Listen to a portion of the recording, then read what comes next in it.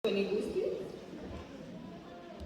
почитувана госпоѓа Анита Трпеска, државен секретар во Министерство за образование и наука, почитувана госпоѓа Васка Бајрамова Мустафа, заменик народен правобранител, почитувани представници од Национално координативно тело, почитувани представници од Бюро за развој на образованието, представници од Службата за проценка според меѓународна класификација на функционирање, попреченост и здравје, представници од основни училишта со ресурсен центар и представници од општински основни училишта, други релевантни институции, невладини организации, директори, специјални едукатори и рехабилитатори, наставници, стручни соработници, родители, ученици, дами и господа, наши гости. Почитувани директори, како што споменавте, трансформацијата на општеството е основа за градење на иднината.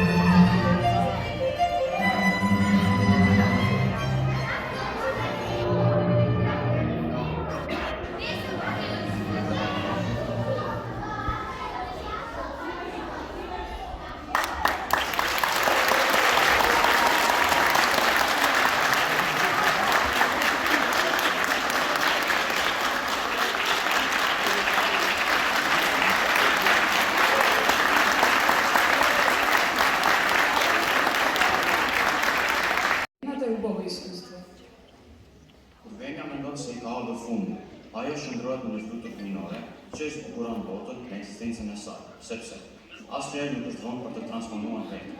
Dyshimi është një përvojë e bukur.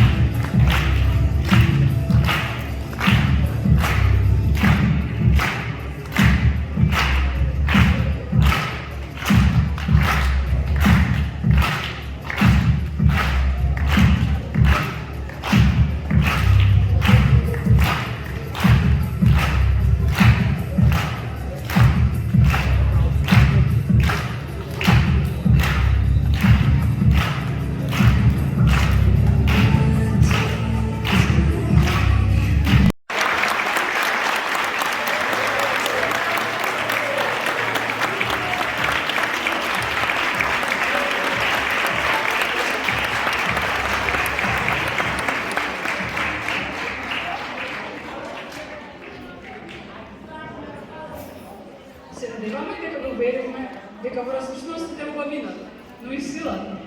Expressăm că mi duc să ne diversitet është bukuria, por edhe forca. Се надеваме дека се собите понесете убави спомени кои ќе бидат врежени во посетно сеќавање. Зашто ние не се сеќаваме на деновите, се сеќаваме на моментите.